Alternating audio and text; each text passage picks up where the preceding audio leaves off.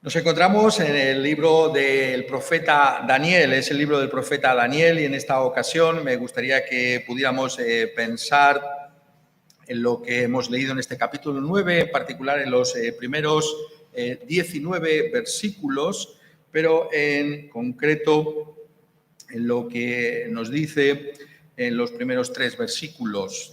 Daniel capítulo 9, teniendo en cuenta todos estos versículos que he mencionado, pero en concreto los 3 primeros versículos que, por tanto, volvemos a leer ahora.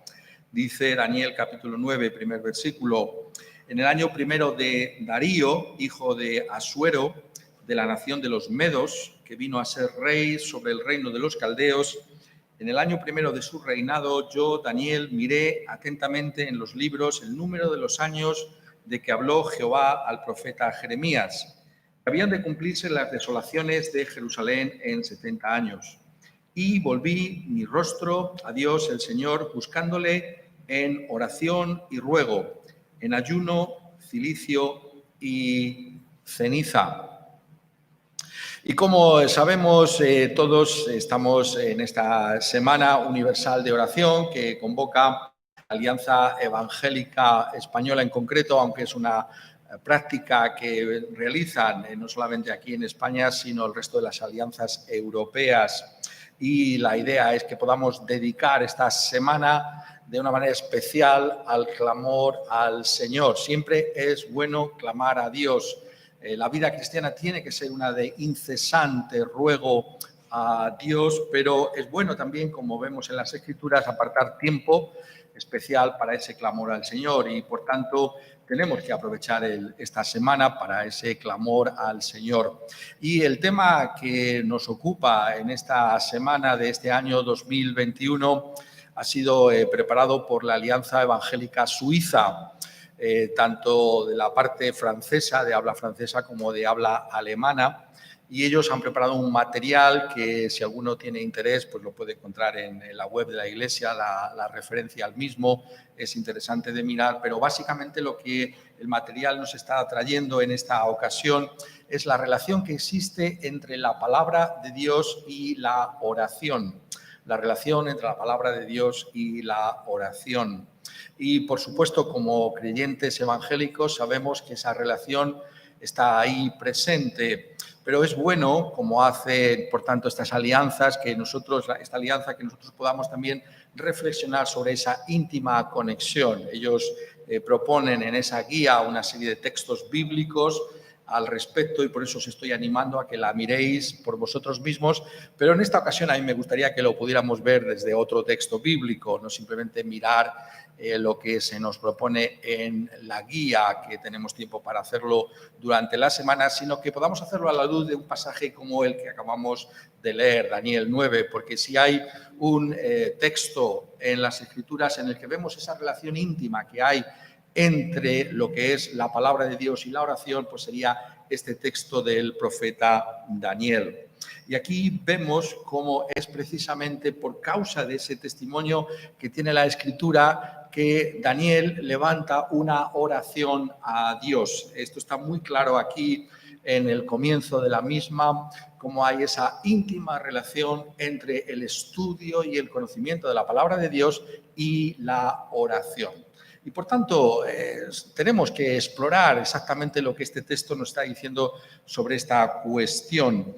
¿Cómo podemos aprender, poniéndolo de otra manera, a orar a la luz de la palabra de Dios? Tenemos que tener todos y cada uno de nosotros la suficiente humildad como para reconocer que estamos en la posición de los apóstoles cuando le dijeron a nuestro Señor Jesucristo: enséñanos a orar. Ninguno de nosotros ha alcanzado esa posición, si lo puedo poner de esa manera, en el reino de Dios, en el que podamos decir que somos maestros en el arte de la oración. Constantemente tenemos que confesar nuestras faltas y debilidades en ese área, y, por tanto, la invitación que nos trae la palabra de Dios a profundizar sobre lo que significa la oración a la luz de la misma tiene que ser también el intento de nuestro propio corazón. Por tanto, me gustaría que pudiéramos darnos cuenta de lo que aquí se nos está enseñando a ese respecto.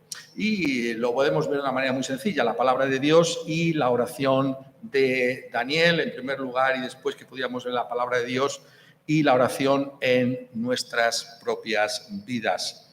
En primer lugar, tenemos que darnos cuenta que la oración surge en las circunstancias concretas en las que cada uno de nosotros nos encontramos. Es muy interesante, ¿no?, cómo comienza el versículo primero del capítulo 9, porque dice: en el año primero de Darío, hijo de Asuero, de la nación de los Medos, que vino a ser rey sobre el reino de los caldeos. Aquí se nos da esa nota histórica concreta del momento en el que Daniel levantó esta oración extraordinaria que encontramos en el capítulo 9 de su profecía.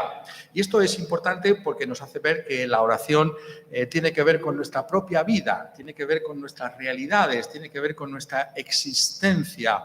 La oración es algo que se tiene que expresar en nuestra propia vida a la luz de lo que la providencia de Dios haya traído a la misma. Tenemos que recordar la vida de Daniel en ese sentido. El autor, claro, está asumiendo desde este momento que conocemos el libro de Daniel hasta este punto y es bueno, por tanto, que nosotros lo recordemos. Daniel, sabéis que era muy joven cuando fue llevado cautivo a Babilonia. Formó parte de aquellos que fueron deportados por Nabucodonosor cuando cayó la ciudad de Jerusalén y fue transportado hasta Babilonia. Allí pasó muchísimo tiempo. Él fue educado en todo lo que es la sabiduría de los babilonios y, como algunos de vosotros sabéis, llegó a ocupar una posición de gran importancia en ese reino de los babilonios. Es fascinante, es uno de los grandes libros del Antiguo Testamento para algunos de nosotros porque no solamente tiene profecías maravillosas acerca del reino de nuestro Señor Jesucristo y del Rey mismo, que es el Señor Jesús, sino también tiene todo este acontecimiento histórico que tiene que ver con su propia presencia en Babilonia. Pues bien, esta oración, notadlo, es una oración que levanta ya como un anciano.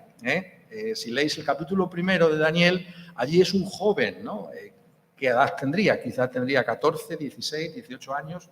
Era muy joven cuando fue llevado a Babilonia y aquí es un anciano, es ya un anciano. Esto lo sabemos por lo que está aquí diciendo en el versículo, porque dice: en el año primero de Darío, hijo de Asuero, de la nación de los Medos, que vino a ser rey sobre el reino de los caldeos. Es decir, Daniel vivió durante todo el tiempo final del imperio de Babilonia. Conoció esos días de la mayor gloria del mismo, que fue los tiempos de Nabucodonosor, y vivió el fin que tuvo ese imperio de Babilonia, ese imperio de Babilonia que cayó bajo las manos de otro gran imperio, que fue el imperio medo-persa. Y aquí se hace mención a este Darío. No es el tiempo para ocuparnos de exactamente la relación que tenía Darío con Ciro. Podían ser dos corregentes, quizás esa sea la idea, o quizás fue un general que quedó en Babilonia mientras Ciro se ocupaba de otras misiones, pero lo importante es darnos cuenta que él vivió un momento crucial en el que vio como un imperio, el imperio babilónico, caía y otro imperio se levantaba. Esto es muy interesante porque es algo que ya había sido anunciado por Dios de antemano. Recordaréis algunas de las visiones que tiene Daniel aquí y que interpreta para el mismo Nabucodonosor y que hablan, ¿no?, de que habrá una serie de imperios que se van a levantar uno tras otro y que finalmente llevarían al último de los imperios, que es el imperio romano, en el que o bajo el cual nacería el Mesías, nuestro Señor Jesucristo. Ese es el contexto de esta oración. Aquí tenemos a este Daniel que ha vivido durante tantísimo tiempo y que puede contemplar algo del cumplimiento de lo que Dios había anunciado en su propia palabra, incluso por medio de su propia persona. Esas son las circunstancias que tenemos que tener en cuenta nosotros como creyentes, tenemos que darnos cuenta de que nuestra vida importa en todos sus detalles, es decir, hay una providencia de Dios en nuestra existencia. Tenemos que reflexionar sobre nuestros caminos. ¿En qué momento de la vida me encuentro? ¿Cuáles son las circunstancias de mi vida? ¿Qué puede traer este año, ¿no? En todo momento tenemos que pensar en esto, en estas circunstancias en las que cada uno de nosotros vivimos, esos acontecimientos que ha traído la providencia de Dios. Vivimos también nosotros en tiempos que son realmente llamativos, ¿no? ¿Qué generaciones nos han precedido? ¿Cuántas generaciones nos han precedido sin conocer una pandemia como la que estamos teniendo en nuestros días, ¿no? Eso es algo que tiene que hacernos pensar, ¿no? Porque no siempre hay algo así.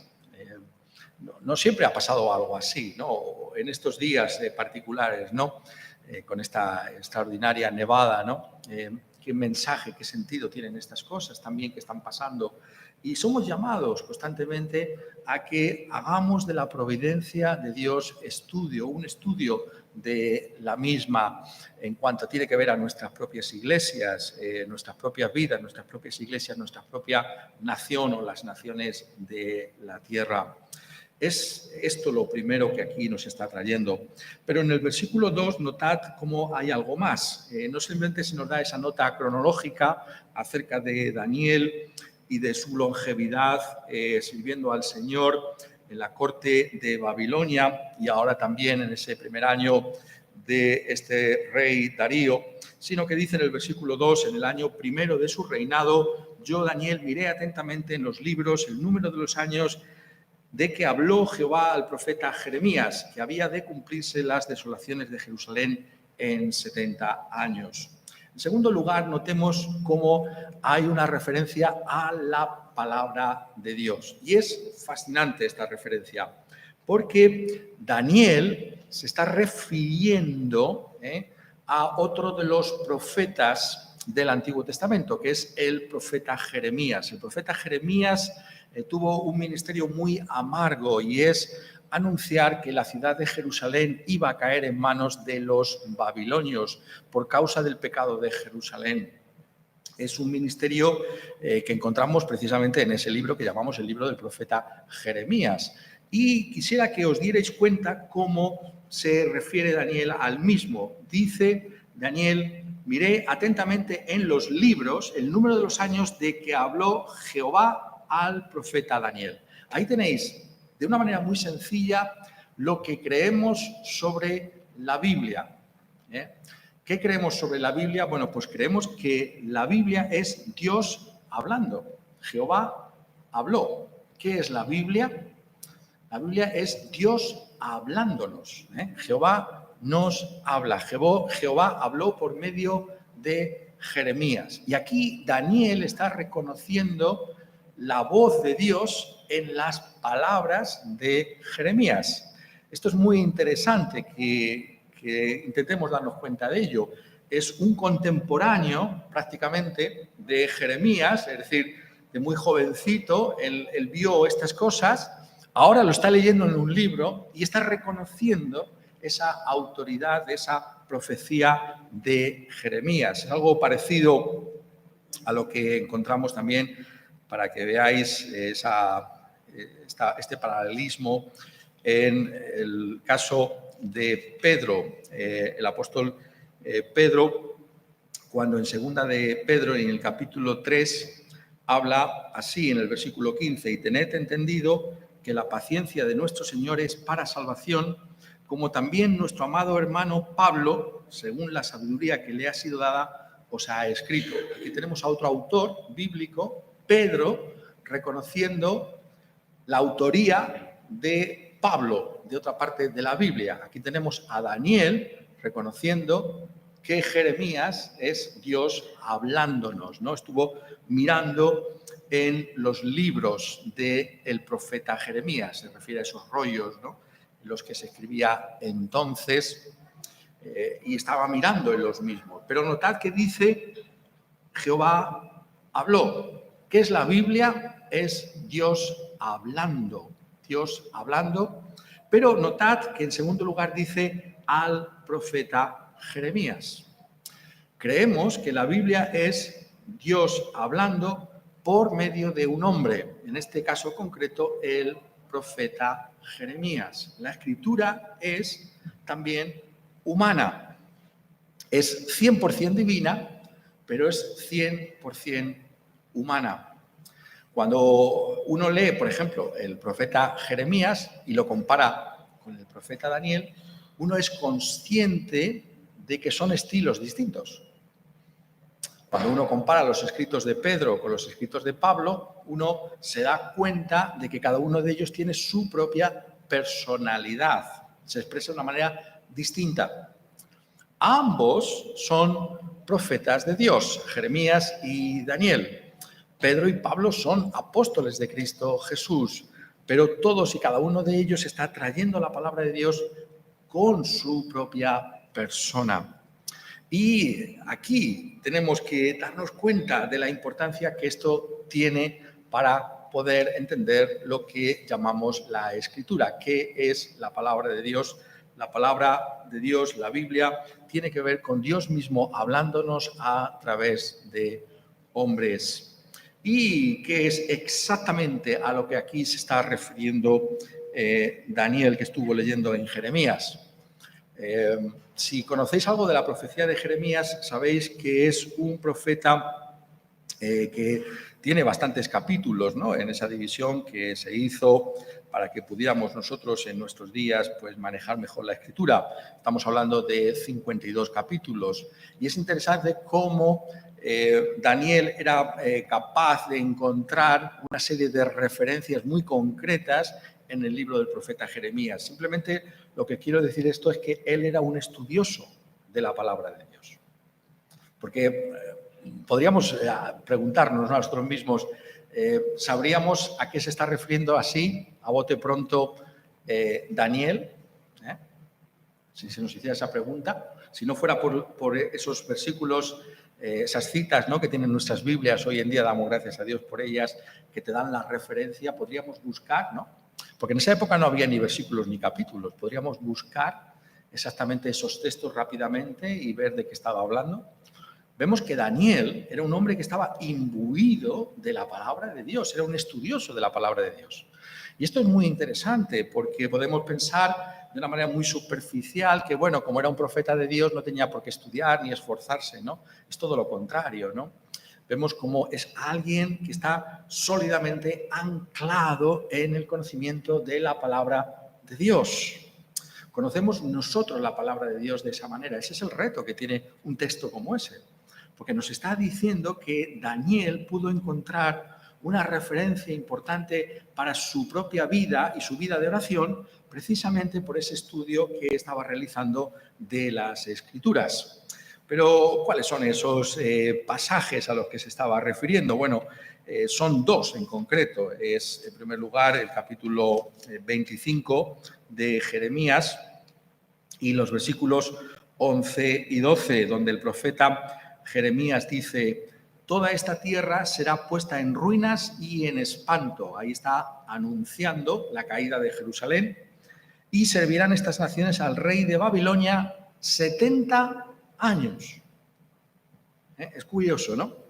La tierra va a caer, Jerusalén va a ser tomada, pero esto va a pasar y a los 70 años otra cosa acontecerá. Y dice en el versículo 12: y cuando sean cumplidos los 70 años, castigaré al rey de Babilonia y a aquella nación por su maldad, ha dicho Jehová, y a la tierra de los caldeos, y la convertiré en desierto para siempre. Y traeré sobre aquella tierra todas mis palabras que he hablado contra ella, con todo lo que está escrito en este libro profetizado por Jeremías contra todas las naciones. Y la otra cita es en el capítulo 29 y desde el versículo 10. Dice así: porque así dijo Jehová, cuando en Babilonia se cumplan los 70 años, yo os visitaré y despertaré sobre vosotros mi buena palabra para haceros volver a este lugar. Porque yo sé los pensamientos que tengo acerca de vosotros, dice Jehová, pensamientos de paz y no de mal, para daros el fin que esperáis. Entonces me invocaréis Y vendréis y oraréis a mí y yo os oiré. Y me buscaréis y me hallaréis, porque me buscaréis de todo vuestro corazón. Y seré hallado por vosotros, dice Jehová, y haré volver vuestra cautividad, y os reuniré de todas las naciones y de todos los lugares a donde os arrojé, dice Jehová, y os haré volver al lugar de donde os hice llevar.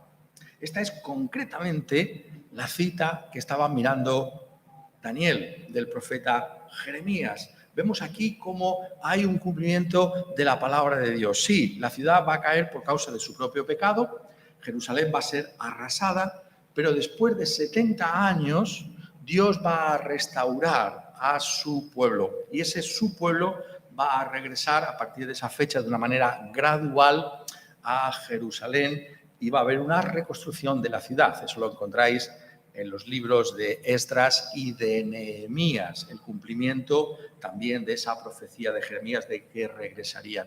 Pues bien, Daniel está viviendo justamente el fin de estas cosas, ¿no? Qué época tan extraordinaria la de Daniel, ¿no?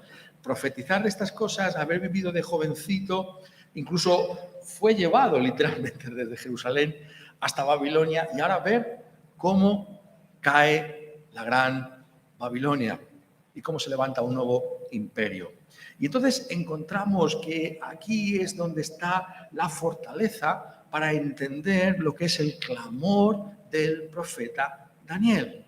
¿Por qué ora como lo hace? ¿Por qué viene delante de Dios de esa manera tan fervorosa que incluso en la traducción española se puede notar el fervor del mismo Daniel? Es una traducción extraordinaria la que tenemos de Daniel 9. Si lo leéis luego con detalle, ese casi podemos ver a Daniel orando en castellano, ¿no? Porque hay un fervor en la traducción, está muy bien hecha la traducción por parte de Reina, ¿no? Y vemos, ¿no?, el corazón de Daniel. ¿Por qué? Porque ve cómo la palabra de Dios tiene un cumplimiento, tiene un ánimo, en otras palabras, y un consuelo que viene de ver cómo la palabra de Dios se cumple. Y esto es muy importante. Yo quisiera que nos diéramos cuenta de cuántas bendiciones quizás nos perdemos de consuelo o de estímulo porque nos falta un estudio sistemático de las promesas de Dios en su propia palabra. Muchas veces vivimos la vida cristiana y nos damos cuenta de que quizás estamos perdiendo mucho consuelo, estamos perdiendo mucho estímulo, porque no hacemos un estudio más profundo de la palabra de Dios. Teniendo a nuestro lado esos recursos tan maravillosos, no echamos manos de lo mismo. Es como, si me permitís un ejemplo, ¿no? En un país tan extraordinario como el nuestro, ¿no? En España, ¿no?, que tenemos nuestra famosa y saludable dieta mediterránea, ¿no? Pues bien, qué tragedia, ¿no?, que viviendo en un sitio como este, donde puedes llevar una dieta tan saludable, te alimentes con otro tipo de cosas. No es una tristeza. Y no es una tristeza que nosotros, que somos la Iglesia del Señor, que tenemos la Biblia a nuestro alcance, que hay consuelo y estímulo, ánimo en tantos pasajes, no conozcamos mejor la Biblia, no conozcamos mejor la palabra de Dios. Porque Daniel se puede explicar precisamente a la luz de un pasaje como este. Es un hombre que está imbuido de la Escritura. Y precisamente porque está tan sólidamente anclado en la misma, tiene ese fervor y ese ánimo. ¿Cómo se puede explicar una vida como la de Daniel, ¿no?, en la corte de una bestia, ¿no?, como Nabucodonosor?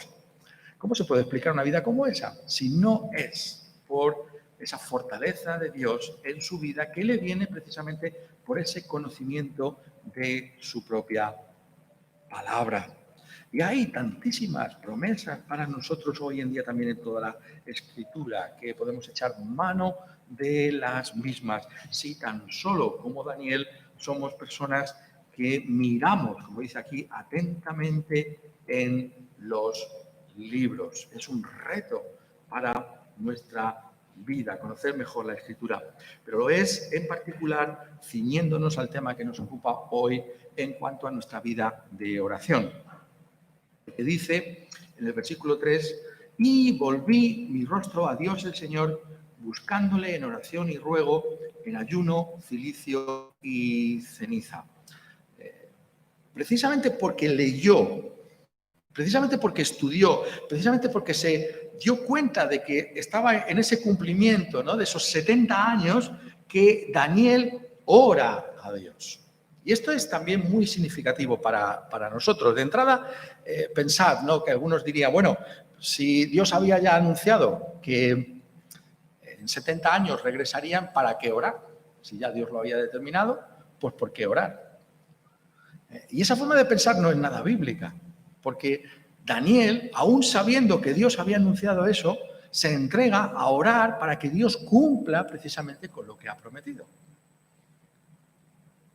Eso es lo primero que tenemos que darnos cuenta, que el hecho de que Dios anuncie algo en su palabra como que va a acontecer, no significa que nosotros no tengamos que orar para que esto tenga lugar. El ejemplo más clásico podemos poner, sin duda alguna, el de la segunda venida de nuestro Señor Jesucristo. ¿Acaso no ha prometido Dios que el Señor Jesucristo volverá en su segunda venida? Y sin embargo, la Iglesia es llamada constantemente a orar, venga tu reino.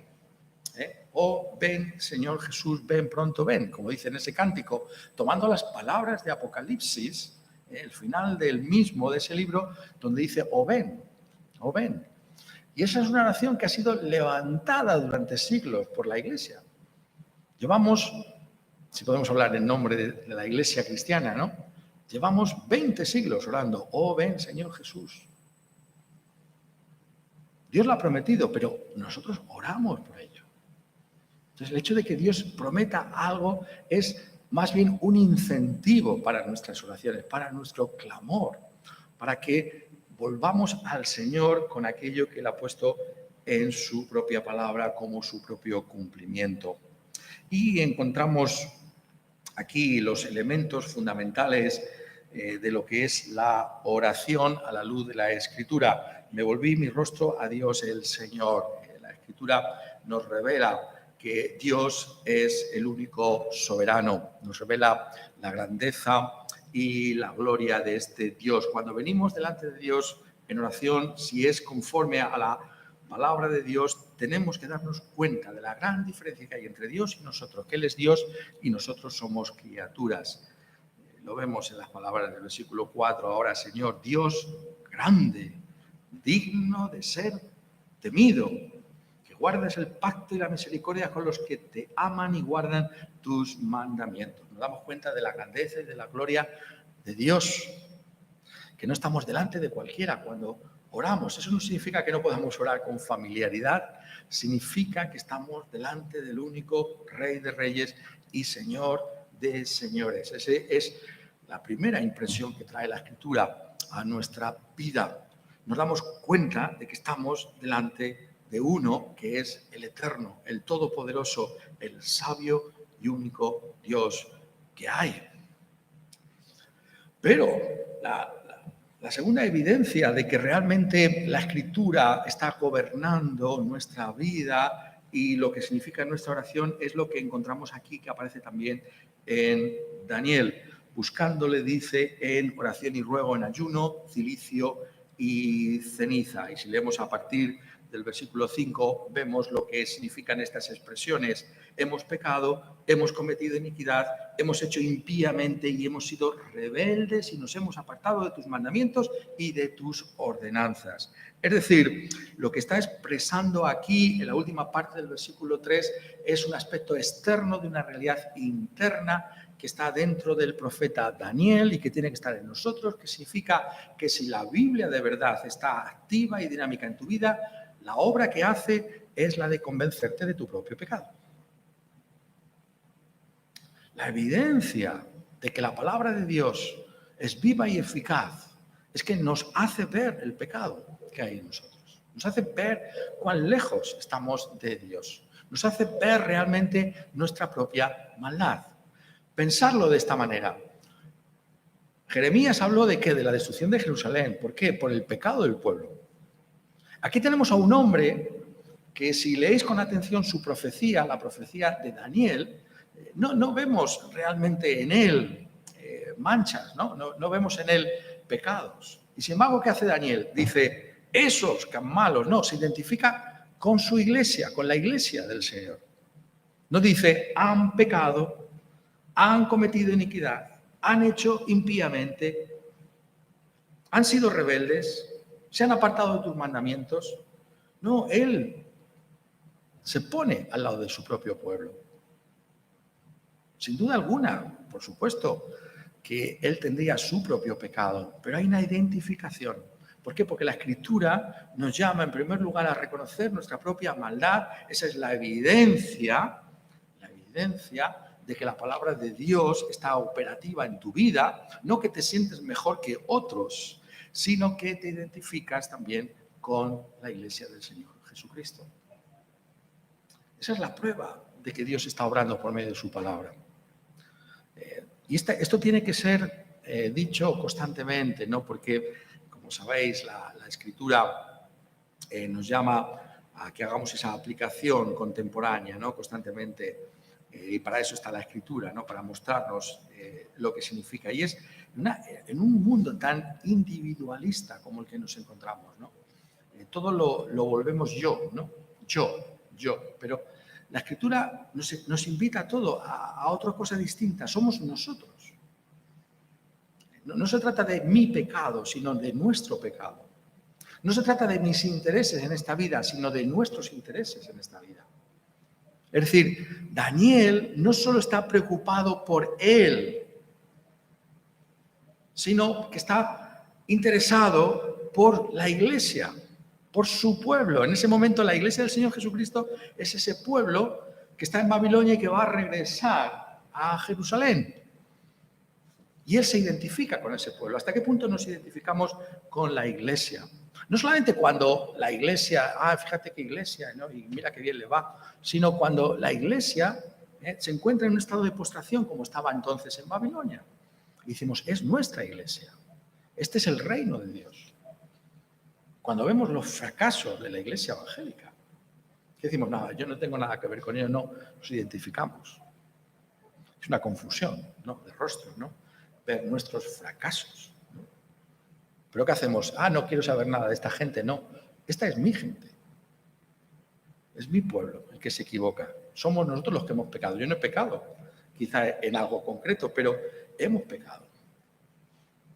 Y esa es la prueba de que la palabra de Dios está teniendo un efecto en nuestra vida. Si dejamos de una vez de ver las cosas de una manera individualista y nos damos cuenta de que somos parte de la iglesia del Señor Jesucristo, que es el reino de Dios, que no es simplemente mi vida, sino nuestra vida.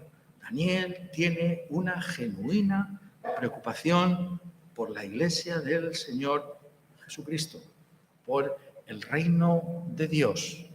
He ahí donde está el fervor. No es una cosa personal de él, sino es la iglesia del Señor. Confiesa su pecado, pero es el pecado del pueblo de Dios el que confiesa delante de él.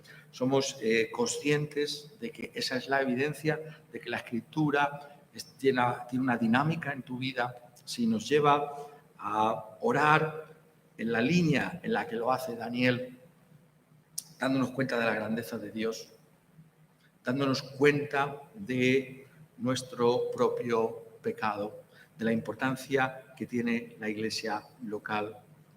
Pero también, y esto es fundamental que lo digamos, el hecho de que este Dios es un Dios que tiene misericordia de su pueblo, que muestra su gracia para con su pueblo. Porque encontramos aquí, a lo largo de toda esta oración, cómo hay esa nota de esperanza, precisamente por lo que ha indicado la misma palabra. Notad que se nos puede pasar por alto, ¿no? Esos 70 años, ¿por qué están ahí? Bueno, podríamos, y no tenemos los tiempos, ¿no?, para entrar en un estudio bíblico sobre eso, ¿no? ¿Por qué 70, no? ¿Qué significa eso? No es 70 literalmente, es un número completo, ¿no? Cuando Dios ha cumplido sus propósitos para con su pueblo en el exilio, que regresan. Pero eso que está indicando algo fundamental, y es la misericordia de Dios. Porque se podría pensar, después de la caída de Jerusalén, que Dios se ha lavado las manos de su pueblo. Son tan malvados, uno se lee Jeremías y dice que esta gente era malvada. Fíjate, que Casi es peor cómo se comportaban ellos, casi no, es que se comportaban peor que los mismos paganos. Por Dios se ha lavado las manos, no quiere saber nada de su pueblo. Y sin embargo dice 70 años. Ahí está la misericordia de Dios. Porque Dios siempre es un Dios de misericordia, es un Dios de gracia, es un Dios que se reconcilia con nosotros. Y ahí es donde está la esperanza para nosotros. Esto es lo que hace la Escritura.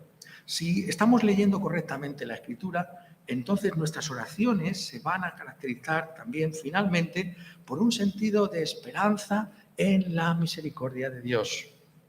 En el hecho de que no todo está perdido, nunca está todo perdido con Dios. Porque hay esperanza en aquel que Daniel pudo vislumbrar y que aparece en la segunda parte del capítulo 9. Aquel que, se nos dice aquí, iba a expiar la iniquidad e iba a traer la justicia perdurable a su pueblo. ¿Quién es este que anuncia ya aquí Daniel? Es nuestro Señor Jesucristo, el único que puede llevarnos verdaderamente de vuelta a Dios. ¿Por qué? Porque ha pagado por todos nuestros pecados. Porque ha dado su vida por la nuestra, para que tú y yo ahora podamos tener esa esperanza en todo momento y ocasión. Y por tanto, si nuestra oración está sólidamente anclada, como estoy diciendo una y otra vez, en la Escritura, tendremos esperanza en el Señor Jesucristo. Tendremos confianza en Él. No podemos sencillamente orar y quedar desesperados, sino que al orar tenemos que recordar que siempre hay bendición de parte de Dios para todos aquellos que invocamos el nombre del Señor Jesucristo. Y por eso la palabra de Dios y el ejemplo de lo que hace en la oración de Daniel tiene que ser también el nuestro. Nuestra vida, al igual que la de Daniel, tiene que ser moldeada por lo que estamos viendo aquí. Todas nuestras circunstancias, cada uno de nosotros tiene sus propias circunstancias, su propia providencia. Son tiempos también los nuestros de Dios, diseñados por Dios para ti. En ellos tenemos que dedicarnos a estudiar la Biblia, quizá como nunca antes lo hemos hecho, y buscar responder a esa escritura en nuestra propia vida conforme al modelo que aquí nos trae Daniel. La grandeza, la gloria de Dios, el Dios soberano, el Dios que humilló a Jerusalén, levantó a Babilonia, pero vemos en su providencia cómo ese imperio también cae y es sustituido por los medos y los persas. Esos imperios que van a ir pasando hasta que llegue el reino final, que también anuncia Daniel constantemente aquí en su profecía, el reino de nuestro Señor Jesucristo. Es en esa realidad en la que hacemos y levantamos a Dios nuestras oraciones, confesando nuestro propio pecado, confesando nuestra iniquidad, pero identificándonos con la Iglesia del Señor Jesucristo, como el gran interés nuestro, porque es lo que realmente nos importa. Sabiendo que estamos en las manos de aquel que ha prometido no dejarnos ni desampararnos nunca, nuestro Señor Jesucristo. Lo que está aquí haciendo Daniel es exactamente lo que nos enseñó el Señor Jesucristo mismo a pedir cuando dijo: venga tu reino, hágase tu voluntad como en el cielo, así también en la tierra. La realidad del interés por la causa de Dios, por lo que significa que Dios cumple sus propósitos. Hágase tu voluntad como en el cielo, así también en la tierra. La realidad de que Él va a ser glorificado y que en ese cumplimiento de su plan está también nuestra bendición. Quiera Él ayudarnos para que en este año que ha comenzado podamos ver nuestra vida a la luz de la Escritura, a la luz de la palabra de Dios. Que podamos exprimir la Biblia para buscar ese consuelo y ese ánimo, ese estímulo que necesitamos. Y todo esto, traerlo a Dios en oraciones inteligentes, en oraciones bíblicas, en un clamor que pueda reflejar algo de lo que significa la oración de Daniel en nuestros días también. Estar centrados en el Señor Jesucristo como el único que por medio de esa obra en la cruz puede y perdona para siempre nuestros pecados. Que Él nos ayude para que sí podamos vivir para su gloria. Amén.